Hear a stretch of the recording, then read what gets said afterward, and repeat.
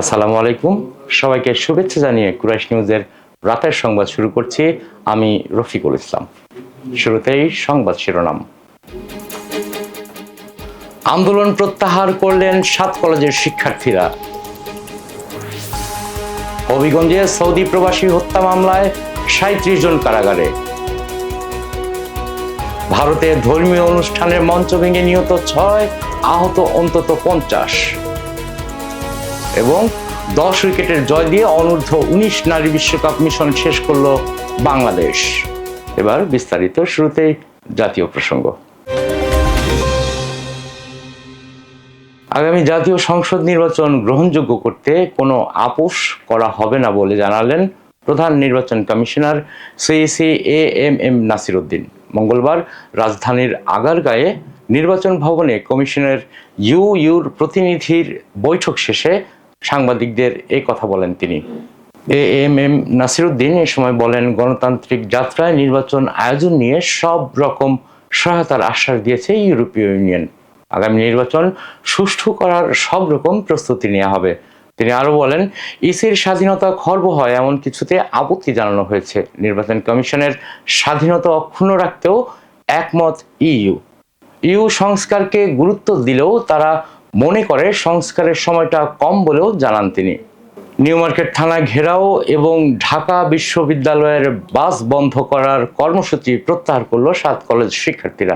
মঙ্গলবার সচিবালয়ে স্বরাষ্ট্র উপদেষ্টা অবসরপ্রাপ্ত লেফটেন্যান্ট জেনারেল মোহাম্মদ জাহাঙ্গীর আলম চৌধুরী এবং তথ্য ও সম্প্রচার উপদেষ্টা নাহিদ ইসলামের সঙ্গে বৈঠকের পর 7 কলেজ শিক্ষার্থীর প্রতিনিধিরা সাংবাদিকদের একথা জানান।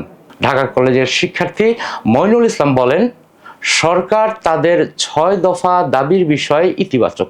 যেগুলো তাৎক্ষণিক পূরণ করা সম্ভব সেগুলো পূরণ করা হয়েছে বলেও জানান তিনি। এই সামগ্রিক বিষয়টা মিটমাট করার জন্য শিক্ষার্থী উপদেষ্টা নাহিদ ইসলাম সহ যাদের সাথে বসার যে বিষয়টা সেটা আজকেই বসা হলো। এটাও মেনে নেওয়া হয়েছে।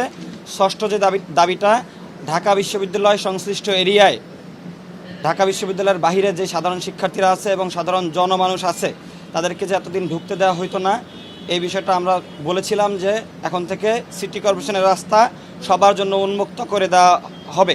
আমাদেরকে জানানো হয়েছে যে এটা ইতিমধ্যে সবার জন্য উন্মুক্ত করে দেওয়া হয়েছে। মোটামুটি আমাদের সব দাবিগুলোর বিষয়ে অত্যন্ত পজিটিভ এবং যেগুলো তাৎক্ষণিক পূরণ করা সেগুলো পূরণ করা হয়েছে। এবার জেলার সংবাদ। হবিগঞ্জে কাজী দীপু নামে এক সৌদি প্রবাসীকে হত্যা মামলায় 37 জনকে কারাগারে পাঠানো আদালত। মঙ্গলবার দুপুরে তারা আদালতে হাজির হয়ে জামিন আবেদন করলে বিচারক নামঞ্জুর করে তাদেরকে কারাগারে পাঠানোর আদেশ দেন। সহকারী কৌশলী ফাতেমা ইয়াসমিন এ বিষয়ে বলেন, মামলার 37 আসামি আদালতে হাজির হয়ে জামিন আবেদন করেন, কিন্তু হত্যা মামলা হওয়ায় নিম্ন আদালতে জামিনের কোনো সুযোগ নেই। সে সঙ্গে তাদের বিরুদ্ধে সুনির্দিষ্ট অভিযোগ আছে, এজন্য আদালত তাদেরকে কারাগারে পাঠানোর আদেশ দেন। এবার আন্তর্জাতিক প্রসঙ্গ। ভারতের উত্তরপ্রদেশের বাগপাতে ধর্মীয় এক অনুষ্ঠানে বাঁশের মঞ্চ ভেঙে পড়ে 6 জন নিহত হয়েছেন। এই ঘটনায় আহত হয়েছেন অন্তত 50 জন। মঙ্গলবার কর্তৃপক্ষের বরাত দিয়ে এ খবর জানায় ভারতীয় গণমাধ্যম এনডিপি। পুলিশের বরাত দিয়ে প্রতিবেদনে বলা হয়, উত্তরপ্রদেশের বাগপাতের বরাউতে মঙ্গলবার জৈন সম্প্রদায়ের লাড্ডু মহোৎসবের অনুষ্ঠান চলছিল। সেখানে শত শত ভক্ত মন্দিরে গিয়েছিলেন লাড্ডু দেওয়ার জন্য। ভক্তদের জন্য এখানে একটি বাঁশের মঞ্চ তৈরি করা হয়, কিন্তু জনগণের ভারে মঞ্চটি ভেঙে পড়ে। এ সময় 6 জন নিহত এবং 50 জনেরও বেশি আহত হন। জানাবো খেলার খবর। অনূর্ধ্ব-19 নারী টি-20 বিশ্বকাপের নিয়ম রক্ষার ম্যাচে ওয়েস্ট ইন্ডিজের বিপক্ষে বড় জয় পেল জুনিয়র টাইগ্রিসরা।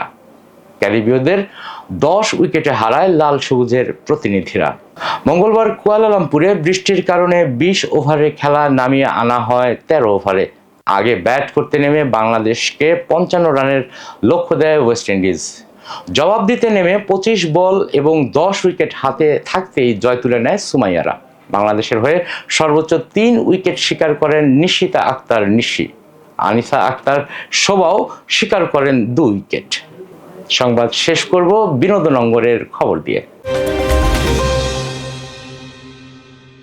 7 বছর পর মুক্তি পাচ্ছে সরকারি অনুদানপ্রাপ্ত সিনেমা দায়মুক্তি। 2017 সালে সরকারি অনুদান পাওয়ার পর দেশের বিভিন্ন লোকেশনে দৃশ্য ধারণের কাজ হয়। আগামী 7 ফেব্রুয়ারি দেশব্যাপী সিনেমাটি মুক্তি পাবে বলে নিশ্চিত করেন প্রযোজক জসিমউদ্দিন।